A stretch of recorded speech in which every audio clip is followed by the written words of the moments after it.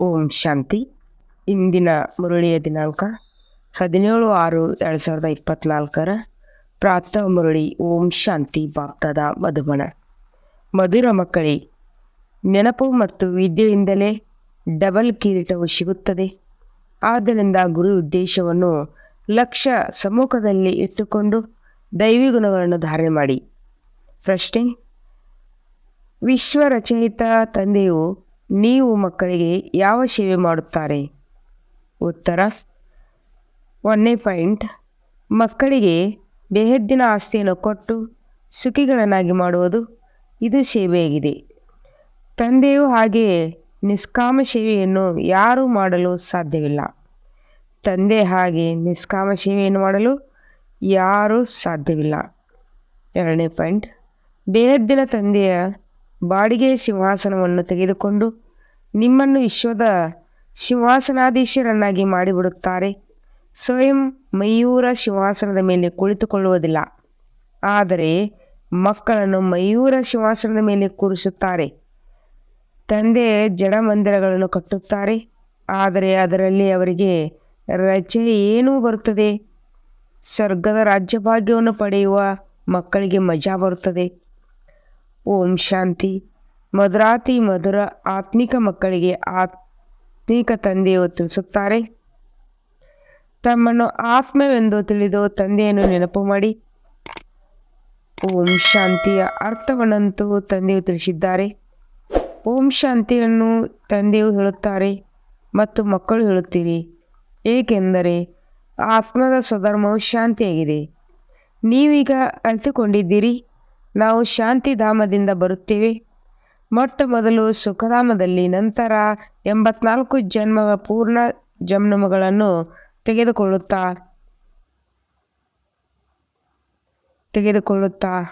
ದುಃಖಧಾಮದಲ್ಲಿ ಬರುತ್ತೇವೆ. ಇದಂತೂ ನೆನಪಿದೆಯಲ್ಲವೇ? ಮಕ್ಕಳು 84 ಜನ್ಮಗಳನ್ನು ತೆಗೆದುಕೊಳ್ಳುತ್ತಾ ಜೀವಾತ್ಮರಾಗುತ್ತೀರಿ. ತಂದೆಯು ಜೀವಾತ್ಮರಾಗುವುದಿಲ್ಲ ತಿಳಿಸುತ್ತಾರೆ. ನಾನು ತತ್ಕಾಲಕ್ಕಾಗಿ ಬ್ರಹ್ಮ ಶರೀರವನ್ನು ಆಧಾರವಾಗಿ ತೆಗೆದುಕೊಳ್ಳುತ್ತೇನೆ. ಇಲ್ಲವೆಂದರೆ ಹೇಗೆ ಓದಿಸುವುದು? ಮಕ್ಕಳಿಗೆ ಪದೇ ಪದೇ ಹೇಗೆ ತಿಳಿಸುತ್ತಾರೆ? ಮನ್ಮನಾಭವ, ತಮ್ಮ ರಾಜಧಾನಿಯನ್ನು ನೆನಪು ಮಾಡಿ. ಇದಕ್ಕೆ ಸೆಕೆಂಡ್ನಲ್ಲಿ ವಿಶ್ವದ ರಾಜ್ಯ ಭಾಗ್ಯವೆಂದು ಹೇಳಲಾಗುತ್ತದೆ. ಬೇಹದ್ದಿನ ತಂದೆಯಾಗಿದ್ದಾರಲ್ಲವೇ? ಆದ್ದರಿಂದ ಅವಶ್ಯವಾಗಿ ಬೇಹದ್ದಿನ ಆಸ್ತಿ ಮತ್ತು ಬೇಹದ್ದಿನ ಖುಷಿಯನ್ನೇ ಕೊಡುತ್ತಾರೆ. ತಂದೆಯು ಬಹಳ ಸಹಜವಾದ ಮಾರ್ಗವನ್ನು ತಿಳಿಸುತ್ತಾರೆ. ಮಕ್ಕಳೇ, ಈಗ ಈ ದುಃಖಧಾಮವನ್ನು ಬುದ್ಧಿಯಿಂದ ತೆಗೆದುಹಾಕಿ ಯಾವ ಹೊಸ ಪ್ರಪಂಚ ಸ್ವರ್ಗವನ್ನು ಸ್ಥಾಪನೆ ಮಾಡುತ್ತಿದ್ದೇನೆಯೋ ಅದರ ಮಾಲೀಕರಾಗಲು ನನ್ನನ್ನು ನೆನಪು ಮಾಡಿ. ಆದ್ದರಿಂದ ನಿಮ್ಮ ಪಾಪಗಳು ತುಂಡಾಗುವವು. ನೀವು ಮತ್ತೆ ಸತೋಪ್ರಧಾನರಾಗಿ ಬಿಡುತ್ತೀರಿ. ಇದಕ್ಕೆ ಸಹಜ ನೆನಪು ಎಂದು ಹೇಳಲಾಗುವುದು. ಹೇಗೆ ಮಕ್ಕಳು ಲೌಕಿಕ ತಂದೆಯನ್ನು ಎಷ್ಟೊಂದು ಸಹಜವಾಗಿ ನೆನಪು ಮಾಡುತ್ತಾರೆ, ಹಾಗೆಯೇ ನೀವು ಮಕ್ಕಳು ಬೇಹದ್ದಿನ ತಂದೆಯನ್ನು ನೆನಪು ಮಾಡಬೇಕು. ಏಕೆಂದರೆ ತಂದೆಯೇ ದುಃಖದಿಂದ ಬಿಡಿಸಿ ಸುಖಧಾಮದಲ್ಲಿ ಕರೆದುಕೊಂಡು ಹೋಗುತ್ತಾರೆ.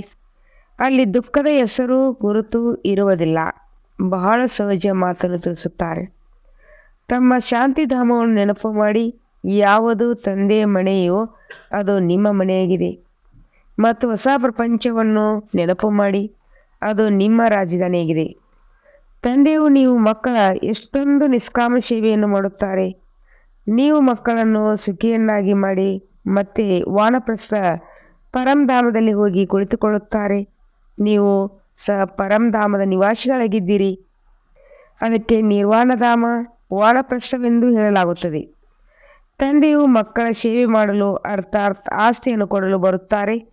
ಈ ಬ್ರಹ್ಮರವರು ಸಹ ತಂದೆಯಿಂದ ಆಸ್ತಿಯನ್ನು ಪಡೆಯುತ್ತಾರೆ. ಶಿವತಂದೆಯಂತೂ ಸರ್ವಶ್ರೇಷ್ಠ ಭಗವಂತನಾಗಿದ್ದಾರೆ. ಶಿವನ ಮಂದಿರವೂ ಇದೆ. ಅವರಿಗೆ ಯಾರೂ ತಂದೆ ಅಥವಾ ಶಿಕ್ಷಕರಲ್ಲಿ ಅವರ ಬಳಿ ಇಡೀ ಸೃಷ್ಟಿಯ ಆದಿ ಮಧ್ಯ ಅಂತ್ಯದ ಜ್ಞಾನವಿದೆ. ಅವರಿಗೆ ಯಾರೂ ತಂದೆ ಅಥವಾ ಶಿಕ್ಷಕರಿಲ್ಲ. ಅವರ ಬಳಿ ಇಡೀ ಸೃಷ್ಟಿಯ ಆದಿ ಮಧ್ಯ ಅಂತ್ಯದ ಜ್ಞಾನವಿದೆ. ಅಂದಾಗ ಅದು ಎಲ್ಲಿಂದ ಬಂದಿತು? ಯಾವುದೇ ವೇದಶಾಸ್ತ್ರಗಳನ್ನು ಓದಿದರೆ ಇಲ್ಲ. ತಂದೆಯಂತೂ ಜ್ಞಾನಸಾಗರ, ಸುಖ ಶಾಂತಿಯ ಸಾಗರ ಆಗಿದ್ದಾರೆ. ತಂದೆಯ ಮಹಿಮೆ ಹಾಗೂ ದೈವಿ ಗುಣಗಳ ಮನುಷ್ಯರ ಮಹಿಮೆಯಲ್ಲಿ ವ್ಯತ್ಯಾಸವಿದೆ. ನೀವು ದೈವಿ ಗುಣಗಳನ್ನು ಮಹಿಮೆ ಹಾಗೂ ದೈವಿ ಗುಣಗಳ ಮನುಷ್ಯರ ಮಹಿಮೆಯಲ್ಲಿ ವ್ಯತ್ಯಾಸವಿದೆ. ನೀವು ದೈವಿ ಗುಣಗಳನ್ನು ಧಾರಣೆ ಮಾಡಿ ಈ ದೇವತೆಗಳಾಗುತ್ತೀರಿ. ಮೊದಲು ಹಸುರಿ ಗುಣಗಳಿತ್ತು. ಹಸುರರಿಂದ ದೇವತೆಗಳನ್ನಾಗಿ ಮಾಡುವುದು ತಂದೆಯ ಕರ್ತವ್ಯವಾಗಿದೆ. ಗುರಿ ಉದ್ದೇಶವು ನಿಮ್ಮ ಸಮ್ಮುಖದಲ್ಲಿದೆ ಅಂದಾಗ ಅವಶ್ಯವಾಗಿ ಇಂಥ ಶ್ರೇಷ್ಠ ಕರ್ಮವನ್ನು ಮಾಡಿರುತ್ತಾರೆ. ಕರ್ಮ, ಅಕರ್ಮ, ವಿಕರ್ಮದ ಗತಿ ಅಥವಾ ಪ್ರತಿಯೊಂದು ಮಾತನ್ನು ತಿಳಿಸುವುದರಲ್ಲಿ 1 ಸೆಕೆಂಡ್ ನಿಲ್ಲಿಸುತ್ತದೆ. ತಂದೆಯು ತಿಳಿಸುತ್ತಾರೆ, ಮಧುರಾತಿ ಮಧುರ ಮಕ್ಕಳಿಗೆ ಪಾತ್ರವನ್ನು ಅಭಿನಯಿಸಲೇಬೇಕಾಗಿದೆ. ಇದು ನಿಮಗೆ ಅನಾದಿ ಅವಿನಾಶಿ ಪಾತ್ರವು ಸಿಕ್ಕಿದೆ. ನೀವು ಎಷ್ಟು ಬಾರಿ ಸುಖ ದುಃಖದ ಆಟದಲ್ಲಿ ಬಂದಿರಿ, ಎಷ್ಟೊಂದು ಬಾರಿ ನೀವು ವಿಶ್ವದ ಮಾಲೀಕರಾಗಿದ್ದೀರಿ. ತಂದೆಯು ಎಷ್ಟು ಶ್ರೇಷ್ಠರನ್ನಾಗಿ ಮಾಡುತ್ತಾರೆ. ಸುಪ್ರೀಂ ಸೋಲ್ ಅಂದರೆ ಪರಮಾತ್ಮನೂ ಸಹ ಇಷ್ಟು ಸೂಕ್ಷ್ಮವಾಗಿದ್ದಾರೆ. ಆ ತಂದೆಯು ಜ್ಞಾನದ ಸಾಗರನಾಗಿದ್ದಾರೆ.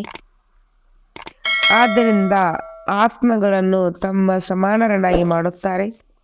ನೀವು ಪ್ರೇಮದ ಸಾಗರ, ಸುಖದ ಸಾಗರ ಆಗಿದ್ದೀರಿ. ದೇವತೆಗಳಲ್ಲಿ ಪರಸ್ಪರ ಎಷ್ಟೊಂದು ಪ್ರೀತಿ ಇರುತ್ತದೆ, ಎಂದೂ ಜಗಳವಾಡುವುದಿಲ್ಲ. ಅಂದಾಗ ತಂದೆಯು ಬಂದು ನಿಮ್ಮನ್ನು ತನ್ನ ಸಮಾನರನ್ನಾಗಿ ಮಾಡುತ್ತಾರೆ.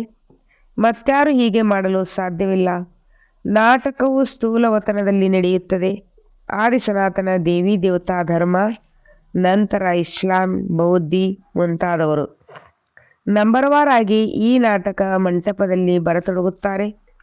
84 ಜನ್ಮಗಳನ್ನು ನೀವು ತೆಗೆದುಕೊಳ್ಳುತ್ತೀರಿ. ಆತ್ಮರು ಮತ್ತು ಪರಮಾತ್ಮ ಬಹಳ ಕಾಲ ಅಗಲಿ ಹೋಗಿದ್ದರು ಎಂಬ ಗಾಯನವೂ ಇದೆ. ಮಧುರಾತಿ ಮಧುರ ಮಕ್ಕಳೇ, ಮೊಟ್ಟ ಮೊದಲು ವಿಶ್ವದಲ್ಲಿ ಪಾತ್ರವನ್ನು ಅಭಿನಯಿಸಲು ನೀವು ಬಂದಿದ್ದೀರಿ ಎಂದು ತಂದೆಯು ತಿಳಿಸುತ್ತಾರೆ. ನಾನು ಸ್ವಲ್ಪ ಸಮಯಕ್ಕಾಗಿ ಇವರಲ್ಲಿ ಬ್ರಹ್ಮಬಾಬರಲ್ಲಿ ಪ್ರವೇಶ ಮಾಡುತ್ತೇನೆ. ಇದು ಹಳೆಯ ಚಪ್ಪಲಿಯಾಗಿದೆ. ಪುರುಷನಿಗೆ ಒಬ್ಬ ಸ್ತ್ರೀ ಸತ್ತು ಹೋಗುತ್ತಾಳೆಂದರೆ ಹಳೆಯ ಚಪ್ಪಲಿ ಹೋಯಿತೆಂದು ಮತ್ತೊಬ್ಬರ ವಿವಾಹವನ್ನು ಮಾಡಿಕೊಳ್ಳುತ್ತಾರೆ. ಇವರದು ಸಹ ಹಳೆಯತನವಾಗಿದೆ. 84 ಜನ್ಮಗಳ ಚಕ್ರವನ್ನು ಸುತ್ತಿ ಬಂದಿದ್ದಾರೆ. ತತತ್ವಂ ನಾನು ಬಂದು ಈ ರಥದ ಆಧಾರವನ್ನು ತೆಗೆದುಕೊಳ್ಳುತ್ತೇನೆ. ಪಾವನ ಪ್ರಪಂಚದಲ್ಲಿ ಎಂದೂ ನಾನು ಬರುವುದಿಲ್ಲ. ನೀವು ಪತಿತರಾಗಿದ್ದೀರಿ, ಆದ್ದರಿಂದ ನನ್ನನ್ನು ಬಂದು ಪಾವನ ಮಾಡಿ ಎಂದು ಕರೆಯುತ್ತೀರಿ. ಕೊನೆಗೂ ನಿಮ್ಮ ನೆನಪು ಫಲದಾಯಕವಾಗಿದೆಯಲ್ಲವೇ? ಯಾವಾಗ ಹಳೆಯ ಪ್ರಪಂಚ ಸಮಾಪ್ತಿಯಾಗುವ ಸಮಯ ಬರುತ್ತದೆಯೋ ಆಗ ನಾನು ಬರುತ್ತೇನೆ. ಬ್ರಹ್ಮರವರ ಮೂಲಕ ಸ್ಥಾಪನೆ, ಬ್ರಹ್ಮ ಮೂಲಕ ಅರ್ಥಾತ್ ಬ್ರಾಹ್ಮಣ ಮೂಲಕ. ಮೊದಲು ಶಿಕೆಗೆ ಸಮಾನ ಬ್ರಾಹ್ಮಣರು, ದೇವತಾ ಕ್ಷತ್ರಿಯ. ಇದು ಬಾಜೋಲಿ ಅಂದರೆ ಚಕ್ರದ ಆಟವಾಗಿದೆ. ಈಗ ದೇಹಾಭಿಮಾನವನ್ನು ಬಿಟ್ಟು ದೇಹಿ ಅಭಿಮಾನಿಗಳಾಗಬೇಕಾಗಿದೆ. ನೀವು 84 ಜನ್ಮಗಳನ್ನು ಪಡೆಯುತ್ತೀರಿ. ನಾನು ಒಂದೇ ಬಾರಿ ಕೇವಲ ಇವರ ಶರೀರವನ್ನು ಬಾಡಿಗೆಯಾಗಿ ತೆಗೆದುಕೊಳ್ಳುತ್ತೇನೆ. ನಾನು ಈ ಮನೆಯ ಬ್ರಹ್ಮನ ಮಾಲೀಕನಲ್ಲ. ಇದನ್ನಂತೂ ನಾನು ಬಿಡಬೇಕಾಗುತ್ತದೆ. ಇದಕ್ಕೆ ನಾನು ಬಾಡಿಗೆ ಕೊಡಬೇಕಾಗುತ್ತದೆ. ತಂದೆಯೂ ಸಹ ಹೇಳುತ್ತಾರೆ, ನಾನು ಬಾಡಿಗೆಯನ್ನು ಕೊಡುತ್ತೇನೆ. ಬೇಹದ್ದಿನ ತಂದೆಯಲ್ಲವೇ? ಏನಾದರೂ ಬಾಡಿಗೆ ಕೊಡುತ್ತಾರಲ್ವೇ? ಈ ಸಿಂಹಾಸನವನ್ನು ನಿಮಗೆ ತಿಳುವಳಿಕೆ ನೀಡಲು ತೆಗೆದುಕೊಳ್ಳುತ್ತೇನೆ. ಈ ರೀತಿ ತಿಳುವಳಿಕೆ ಕೊಡುತ್ತೇನೆ. ಆದ್ದರಿಂದ ನೀವು ಸಿಂಹಾಸನಾಧೀಶರಾಗಿ ಬಿಡುತ್ತೀರಿ. ನಾನು ಸಿಂಹಾಸನಾಧಿಕಾರಿ ಆಗುವುದಿಲ್ಲ ಎಂದು ಸ್ವಯಂ ತಂದೆ ಹೇಳುತ್ತಾರೆ. ಸಿಂಹಾಸನ ಅಧಿಕಾರಿಗಳಾದರೆ ಮಯೂರ ಸಿಂಹಾಸನದ ಮೇಲೆ ಕುಳಿಸುತ್ತಾರೆ. ಶಿವತಂದೆ ನೆನಪಿನಲ್ಲೇ ಸೋಮನಾಥ ಮಂದಿರವನ್ನು ಮಾಡುತ್ತಾರೆ. ಇದರಿಂದ ನಮಗೇನು ರುಚಿ ಬರುತ್ತದೆ? ಜಡ ಪ್ರತಿಮೆಯನ್ನು ಮಾಡಿಡುತ್ತಾರೆ. ಖುಷಿಯಂತೂ ನೀವು ಮಕ್ಕಳಿಗೆ ಸ್ವರ್ಗದಲ್ಲಿರುತ್ತದೆ. ನಾನು ಸ್ವರ್ಗದಲ್ಲಿ ಬರುವುದೇ ಇಲ್ಲ ಎಂದು ತಂದೆಯು ಹೇಳುತ್ತಾರೆ. ಭಕ್ತಿ ಮಾರ್ಗವು ಯಾವಾಗ ಪ್ರಾರಂಭವಾಗುವುದು ಆಗ ಈ ಮಂದಿರ ಮೊದಲಾದವುಗಳನ್ನು ಕಟ್ಟಿಸುತ್ತೀರಿ. ಎಷ್ಟೊಂದು ಖರ್ಚು ಮಾಡುತ್ತೀರಿ. ಆದರೂ ಸಹ ಅದನ್ನು ಕಳ್ಳರು ಲೂಟಿ ಮಾಡಿ ತೆಗೆದುಕೊಂಡು ಹೋದರು. ರಾವಣ ರಾಜ್ಯದಲ್ಲಿ ನಿಮ್ಮ ಹಣ, ಅಧಿಕಾರ ಎಲ್ಲವೂ ಸಮಾಪ್ತಿಯಾಗಿಬಿಡುತ್ತದೆ. ಈಗ ಈ ಮಯೂರ ಸಿಂಹಾಸನವಿದೆ. ತಂದೆಯು ತಿಳಿಸುತ್ತಾರೆ, ಯಾವ ನನ್ನ ಮಂದಿರವನ್ನು ಕಟ್ಟಿಸಿದಿರೋ ಅದನ್ನು ಗಜನಿ ಮೊಹಮ್ಮದ್ ಬಂದು ಲೂಟಿ ಮಾಡಿ ತೆಗೆದುಕೊಂಡು ಹೋದನು. ಭಾರತದಂಥ ಶ್ರೀಮಂತ ದೇಶವು ಮತ್ಯಾ ದೇಶವೂ ಇಲ್ಲ.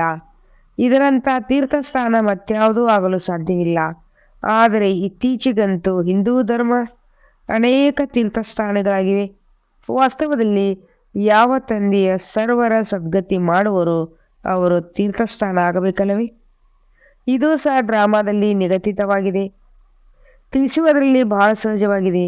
ಆದರೆ ನಂಬರ್ವಾರ್ ಹಾಗೆಯೇ ತಿಳಿದುಕೊಳ್ಳುತ್ತಾರೆ. ಏಕೆಂದರೆ ರಾಜಧಾನಿಯು ಸ್ಥಾಪನೆಯಾಗುತ್ತದೆ. ಸ್ವರ್ಗದ ಮಾಲೀಕರು ಈ ಲಕ್ಷ್ಮೀನಾರಾಯಣರಾಗಿದ್ದಾರೆ. ಇವರು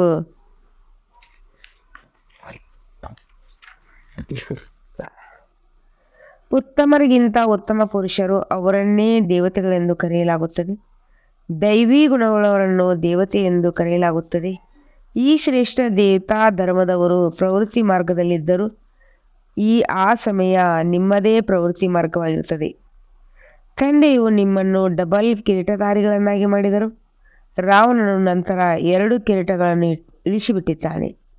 ನಂತರ ತಂದೆಯು ಬಂದು ನಿಮಗೆ ಈ ನೆನಪು ಮತ್ತು ವಿದ್ಯೆಯಿಂದ 2 ಕಿರೀಟಗಳನ್ನು ಕೊಡುತ್ತಾರೆ. ಆದ್ದರಿಂದ ಹೇಳುತ್ತಾರೆ, ಓ ಗಾಡ್ ಫಾದರ್, ನಮಗೆ ಮಾರ್ಗವನ್ನು ತೋರಿಸಿ ಮುಕ್ತರನ್ನಾಗಿ ಮಾಡಿ. ಅಂದಾಗ ನಿಮ್ಮ ಹೆಸರನ್ನು ಮಾರ್ಗದರ್ಶಕರೆಂದು ಇಡಲಾಗಿದೆ. ಪಾಂಡವರು, ಕೌರವರು, ಯಾದವರು ಏನು ಮಾಡಿ ಹೋದರು? ಬಾಬಾ, ನಮ್ಮನ್ನು ದುಃಖದ ರಾಜ್ಯದಿಂದ ಬಿಡಿಸಿ ನಿಮ್ಮ ಜೊತೆ ಕರೆದುಕೊಂಡು ಹೋಗಿ ಎಂದು ಹೇಳುತ್ತಾರೆ. ತಂದೆ ಸತ್ಯಖಂಡದ ಸ್ಥಾಪನೆ ಮಾಡುತ್ತಾರೆ. ಅದಕ್ಕೆ ಸ್ವರ್ಗವೆಂದು ಹೇಳಲಾಗುತ್ತದೆ. ನಂತರ ರಾವಣನು ಸತ್ಯಖಂಡವನ್ನಾಗಿ ಮಾಡುತ್ತಾರೆ. ಅವರು ಕೃಷ್ಣ ಭಗವಾನ್ ವಾಚ್ ಎಂದು ಹೇಳುತ್ತಾರೆ. ಆದರೆ ತಂದೆಯು ತಿಳಿಸುತ್ತಾರೆ, ಶಿವ ಭಗವಾನ್ ವಾಚ್ ಭಾರತವಾಸಿಗಳ ಹೆಸರು ಬದಲಾಯಿಸಿದ್ದರಿಂದ ಇಡೀ ಪ್ರಪಂಚವೇ ಬದಲಾವಾಯಿತು. ಕೃಷ್ಣನಂತೂ ದೇಹಧಾರಿಯಾಗಿದ್ದಾನೆ. ವಿಧೇಯಂತೂ ಒಬ್ಬ ಶಿವತಂದೆಯಾಗಿದ್ದಾರೆ. ಈಗ ತಂದೆಯ ಮೂಲಕ ನೀವು ಮಕ್ಕಳಿಗೆ ಶಕ್ತಿ ಸಿಗುತ್ತದೆ. ನೀವು ಇಡೀ ವಿಶ್ವದ ಮಾಲೀಕರಾಗುತ್ತೀರಿ. ಆಕಾಶ ಭೂಮಿ ಎಲ್ಲವೂ ನಿಮಗೆ ಸಿಕ್ಕಿಬಿಡುತ್ತದೆ. ಮುಕ್ಕಾಲು ಕಲ್ಪದವರೆಗೆ ಅದನ್ನು ನಿಮ್ಮಿಂದ ಕಸಿದುಕೊಳ್ಳಲು ಯಾರಿಂದಲೂ ಸಾಧ್ಯವಿಲ್ಲ. ಯಾರಿಗೂ ಶಕ್ತಿ ಇರುವುದಿಲ್ಲ. ಯಾವಾಗ ಅವರ ವೃದ್ಧಿಯಾಗಿ ಕೋಟ್ಯಾಂತರ ಅಂದಾಜಿನಲ್ಲಿ ಜನಸಂಖ್ಯೆಯಾಗುವುದೋ ಆಗ ಸೈನ್ಯವನ್ನು ತೆಗೆದುಕೊಂಡು ಬಂದು ನಿಮ್ಮನ್ನು ಗೆಲ್ಲುತ್ತಾರೆ. ತಂದೆಯು ಮಕ್ಕಳಿಗೆ ಎಷ್ಟೊಂದು ಸುಖ ಕೊಡುತ್ತಾರೆ. ಅವರ ಗಾಯನವೂ ಇದೆ, ದುಃಖಾರ್ಥ ಸುಖಕರ್ತ. ಈ ಸಮಯದಲ್ಲಿ ತಂದೆಯು ನಿಮಗೆ ಕರ್ಮ, ಅಕರ್ಮ, ವಿಕರ್ಮದ ಗತಿಯನ್ನು ಕುಳಿತು ತಿಳಿಸುತ್ತಾರೆ. ರಾವಣ ರಾಜ್ಯದಲ್ಲಿ ಕರ್ಮಗಳು ವಿಕರ್ಮಗಳಾಗಿಬಿಡುತ್ತವೆ. ಸತ್ಯಯುಗದಲ್ಲಿ ಕರ್ಮ ಅಕರ್ಮವಾಗುತ್ತದೆ. ಈಗ ನಿಮಗೆ ಒಬ್ಬ ಸದ್ಗುರು ಸಿಕ್ಕಿದ್ದಾರೆ. ಅವರನ್ನು ಪತಿಯರ ಪತಿ ಎಂದು ಹೇಳುತ್ತಾರೆ. ಏಕೆಂದರೆ ಆ ಪತಿಯರು ಸಹ ಅವರನ್ನು ನೆನಪು ಮಾಡುತ್ತಾರೆ. ಆದ್ದರಿಂದ ಇದು ಎಷ್ಟು ವಿಚಿತ್ರವಾದ ನಾಟಕವಾಗಿದೆ. ಇಷ್ಟು ಸೂಕ್ಷ್ಮ ಆತ್ಮದಲ್ಲಿ ಅವಿನಾಶಿ ಪಾತ್ರವು ತುಂಬಲ್ಪಟ್ಟಿದೆ. ಅದು ಎಂದೂ ಅಳಿಸಿ ಹೋಗುವುದಿಲ್ಲ. ಇದಕ್ಕೆ ಅನಾದಿ ಅವಿನಾಶಿ ನಾಟಕವೆಂದು ಹೇಳಲಾಗುತ್ತದೆ. ದೇವರೊಬ್ಬನೇ ರಚನೆ ಅಥವಾ ಏಣಿ ಮತ್ತು ಚಕ್ರದ ಎಲ್ಲವೂ ಒಂದೇ ಆಗಿದೆ.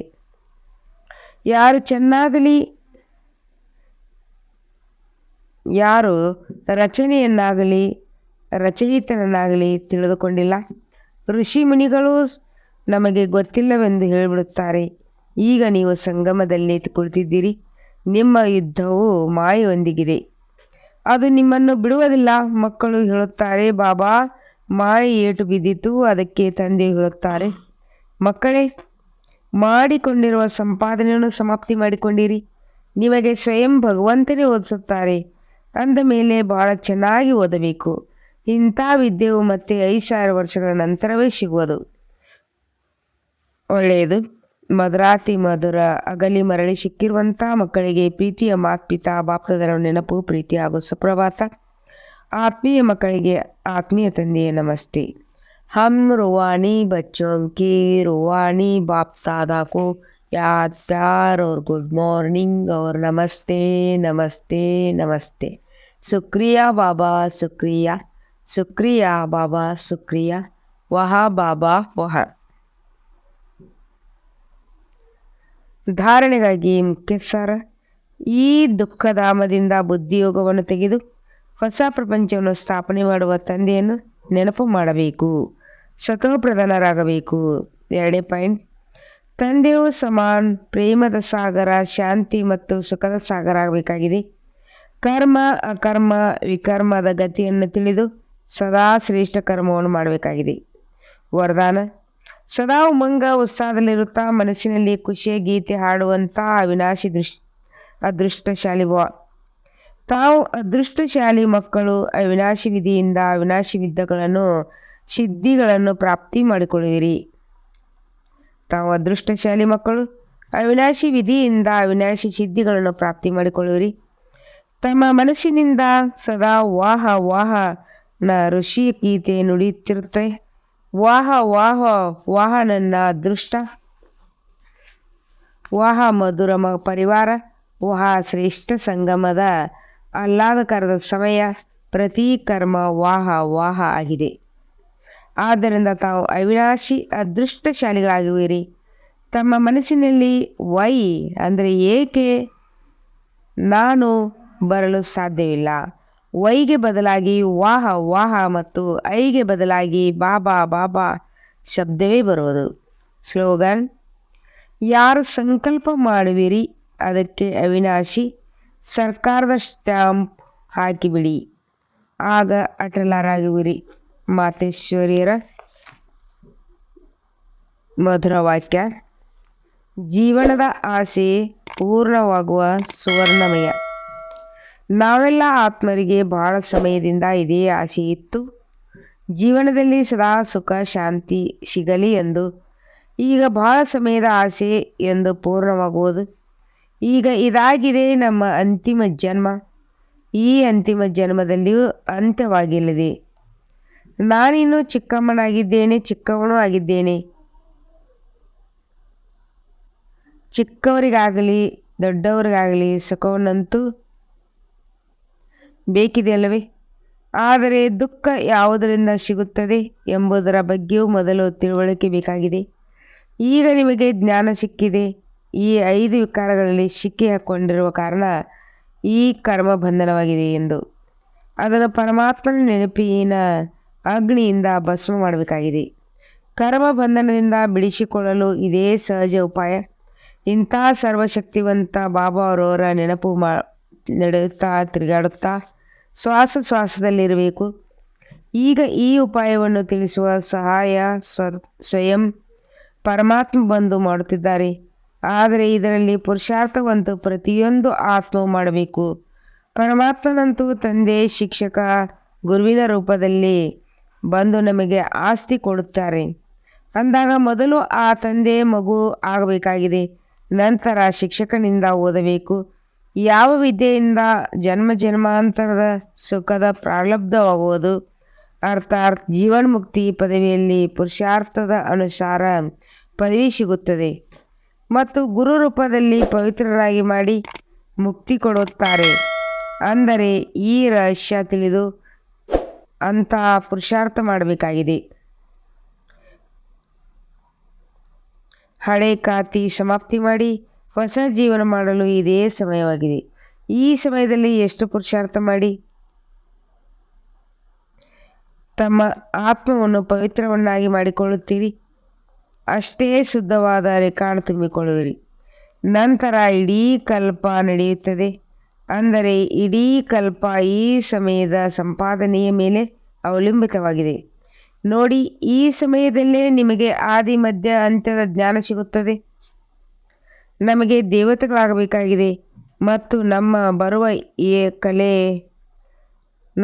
ಏರುವ ಕಲೆಯಾಗಿದೆ. ನಂತರ ಅಲ್ಲಿ ಹೋಗಿ ಪ್ರಾರಬ್ಧವನ್ನು ಭೋಗಿಸುತ್ತೇವೆ. ಅಲ್ಲಿ ದೇವತೆಗಳಿಗೆ ನಂತರದ ವಿಚಾರ ನಾವು ಕೆಳಗೆ ಬೀಳುತ್ತೇವೆ ಎಂದು ತಿಳಿದಿರುವುದಿಲ್ಲ. ಒಂದು ವೇಳೆ ನಾವು ಸುಖವನ್ನು ಭೋಗಿಸಿ ನಂತರ ಕೆಳಗೆ ಬೀಳಬೇಕಾಗುತ್ತದೆ ಎಂದು ತಿಳಿದಿದ್ದರೆ ಕೆಳಗೆ ಇಳಿಯುವ ಚಿಂತೆಯಲ್ಲಿ ಸುಖವನ್ನು ಭೋಗಿಸುವುದೇ ಇಲ್ಲ. ಅಂದರೆ ಇದು ಈಶ್ವರೀಯ ಕಾಯ್ದೆ ರಚಿಸಲ್ಪಟ್ಟಿದೆ. ಮನುಷ್ಯ ಸದಾ ಏರುವ ಪುರುಷಾರ್ಥ ಮಾಡುತ್ತಾರೆ. ಅರ್ಥಾತ್ ಸುಖಕ್ಕಾಗಿ ಸಂಪಾದನೆ ಮಾಡುತ್ತಾನೆ. ಆದರೆ ಡ್ರಾಮಾದಲ್ಲಿ ಅರ್ಧ ಅರ್ಧ ಪಾತ್ರ ಮಾಡಲ್ಪಟ್ಟಿದೆ. ಯಾವ ರಹಸ್ಯವನ್ನು ನಾವು ತಿಳಿದಿದ್ದೇವೆ, ಆದರೆ ಯಾವ ಸಮಯದಲ್ಲಿ ಸುಖದ ಸರದಿ ಇದ್ದಾಗ ಪುರುಷಾರ್ಥ ಮಾಡಿ ಸುಖವನ್ನು ಪಡೆಯಬೇಕು. ಇದೇ ಪುರುಷಾರ್ಥ ಸುಂದರತೆ. ನಟನ ಕೆಲಸ ಆಗಿದೆ ನಟನೆ ಮಾಡುವುದು. ಸಂಪೂರ್ಣ ಸಮಯ ಸುಂದರತೆಯಿಂದ ಪಾತ್ರವನ್ನು ಅಭಿನಯಿಸಬೇಕು. ಯಾರು ನೋಡುತ್ತಾರೆ ಅವರು ವಾಹ ವಾಹ ಎನ್ನುವಂತಿರಬೇಕು. ಆದ್ದರಿಂದ ನಾಯಕ ನಾಯಕಿಯ ಪಾತ್ರ ದೇವತೆಗಳಿಗೆ ಸಿಕ್ಕಿದೆ. ನೇರ ನೆನಪಾರ್ಥ ಚಿತ್ರಗಳ ಗಾಯನ ಮತ್ತು ಪೂಜೆ ಮಾಡಲ್ಪಡುತ್ತದೆ. ನಿರ್ವಿಕಾರಿ ಪ್ರವೃತ್ತಿಯಲ್ಲಿದ್ದು ಕಮಲದ ಹೂವಿನ ಅವಸ್ಥೆ ಮಾಡಿಕೊಳ್ಳಬೇಕು. ಇದೇ ದೇವತೆಗಳ ಸುಂದರತೆ. ಈ ಸುಂದರತೆಯನ್ನು ಮರೆಯುವುದರಿಂದಲೇ ಭಾರತಕ್ಕೆ ಇಂಥ ದುರ್ದೃಶ್ಯ ಬರುತ್ತದೆ. ಈಗ ಮತ್ತೆ ಇಂಥ ಜೀವನ ಮಾಡಿಸುವಂತಹ ಸ್ವಯಂ ಪರಮಾತ್ಮ ಬಂದಿದ್ದಾರೆ. ಈಗ ಅವರ ಕೈ ಇಡುವುದರಿಂದ ಜೀವನದ ಡೋಣಿ ಪಾರವಾಗುವುದು. ಓಂ ಶಾಂತಿ.